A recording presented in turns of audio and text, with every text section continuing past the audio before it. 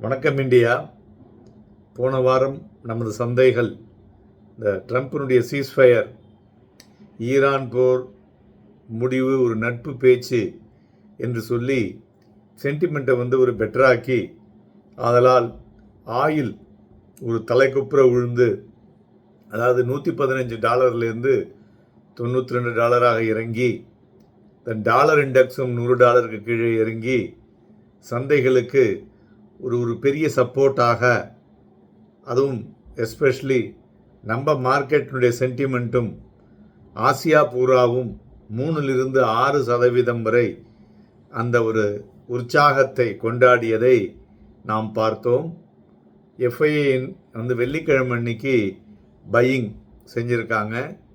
So இவையெல்லாம் போன வாரத்தில் ஒரு பிக் பாசிட்டிவ் இன்புட். இதை தவிர லோக்கலாக பார்த்தோன்னா மியூச்சுவல் ஃபண்ட்ஸ் எஸ்ஐபி இன்ஃப்ளோ ஒரு ரெக்கார்டு ஹையை தொட்டுள்ளது.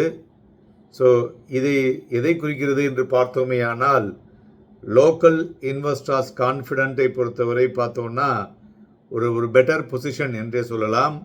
இதை தவிர reserve bank of India no rate cut மற்றும் ஜிடிபி 7.2 7.4 இருக்கக்கூடும் என்று அறிவித்தது. ஸோ இதனால் ஒட்டுமொத்தமாக நிஃப்டி சைக்கலாஜிக்கல் பேரியர் 24,000 திரும்ப தொட்டது முக்கிய காரணம்னு சொல்லலாம்.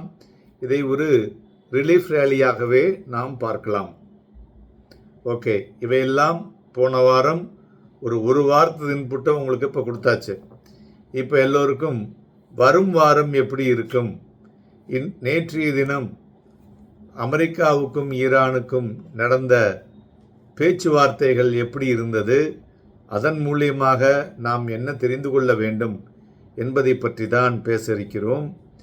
ஸோ இதில் என்னன்னாக்க, இந்த ஜியோ பொலிட்டிக்கல் அப்டேட் அப்படின்னு எடுத்தோன்னா, யூஎஸ்னுடைய வைஸ் பிரசிடெண்ட் ஜேடி வேன்ஸ் என்ன சொன்னார்னா, அவங்க ஒரு பெஸ்ட்டு ஃபைனல் ஆஃபர் கொடுத்த பிறகும் நோ டீல் அதை கொண்டு வர முடியவில்லை அமெரிக்காவினால் ஈரானிடம் அப்படின்னு சொல்லிட்டு கிளம்பியிருக்கிறாரு. பட் ஈரானுடைய ஃபாரின் மினிஸ்டர் அவர் கொடுத்த தகவல் என்னன்னு பார்த்தோன்னாக்க, நிறைய பாயிண்ட்ஸ் இருபுறமும் ஏற்றுக்கொண்டு நேச்சுரலாக நோ அக்ரிமெண்ட் வரலை. அதாவது ஒரு இந்த ஃபைனல் ஆஃபரை அக்செப்ட் பண்ணி சைன் பண்ண முடியல அப்படிங்கிறது சொல்லியிருக்காரு. அதோடு அவர் என்ன சொல்லியிருக்காருன்னா, ஒரே நாளில் இதேமாதிரி அக்ரிமெண்ட்டை சைன் பண்ணுவது ரொம்ப கடினம் என்பதையும் குறிப்பிட்டுள்ளார்கள். ஸோ இதனால் ஈரானுக்கு தான் நஷ்டம் அப்படின்னு அமெரிக்காவும் சொல்லிட்டு போயிருக்கு. பட் இது இந்த பேச்சுவார்த்தை இதோடு முடிய விடவில்லை. இதுக்கு அடுத்தது தொடர்ந்து இருப்பதையும் நாம் கவனிக்க வேண்டும். ஏன்னா ரெண்டு பேருமே இதோடு முடிஞ்சு போச்சு, ஃபெயிலியர் ஆயிடுச்சு அப்படின்னு சொல்லியிருந்தாங்கன்னா வேறு மாதிரியான ஒரு திசை திருப்ப வாய்ப்புகள் இருக்கும். இது ஃபர்தர் டிஸ்கஷன்ஸ் இருக்குது அப்படின்னு இரண்டு புறமும் சொல்லும் பொழுது நாம் அடுத்த 2 தினங்களுக்கு வெயிட் பண்ணி தான் பார்த்தாக வேண்டும். மேலும் துறைகளை பார்க்கும் பொழுது reality, oil marketing, paint, tyre, cement இவையெல்லாம் இந்த வர வாரத்தில் ஒரு மொமெண்டம் இருக்கக்கூடும் என்று எதிர்பார்க்கப்படுகிறது. அதுபோல் நிஃப்டியை பொறுத்தவரை பார்த்தோன்னா ஒரு பிக் புல் கேண்டில் ஆன வீக்லி பேசிஸில் பார்க்க முடிஞ்சது. அதேமாரி இந்த லோவர் ஹை லோவர் லோவை வெள்ளிக்கிழமை அன்னைக்கு உடைச்சி மேலே வந்திருக்கு. ஸோ அதனால் அதை வைத்து பார்க்கும் பொழுது கிட்டத்தட்ட ஒரு 1550 புள்ளிகள் நிஃப்டி திரும்ப பெற்றிருக்கு. ஸோ அதனால் அதை வைத்து பார்க்கும் பொழுது இந்த 24,000க்கு மேலே நின்றுதுன்னு வச்சுங்களேன். ஸோ 27,000 வரலையும், அதாவது 24,303.80, 24,303.80 மற்றும் 24,700 இந்த 2 புள்ளிகளும் பார்க்க வேண்டும். அதுபோல் சப்போர்ட்னு பார்த்தோன்னா 23,682.80 நல்ல ஒரு ஸ்ட்ராங் சப்போர்ட்டாக இருக்கிறது. அதுமாதிரி பேங்க் நிஃப்டியை பொறுத்தவரை பார்த்தோன்னா வீக்லி ஸ்ட்ராங் புல் கேண்டில் பார்க்க முடிஞ்சுது.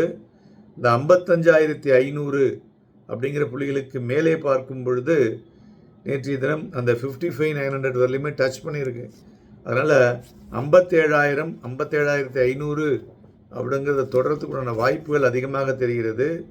சப்போர்ட்டும் பார்த்தோன்னா 55,000 மற்றும் 54,526.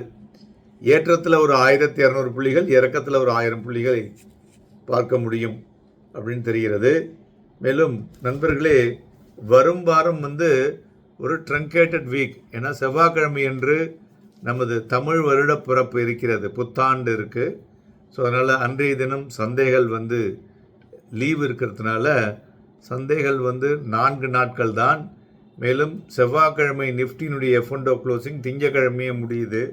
அதனால் நாளை தினம் வாலட்டிலிட்டி இருக்கக்கூடும். அதுமாரி இந்த சென்டிமெண்ட்டும் பார்த்திங்கனாக்க மாறி மாறி இருக்கிறதுனால அந்த இன்ட்ராடே வாலட்டிலிட்டி மிகுந்து காணப்படும்.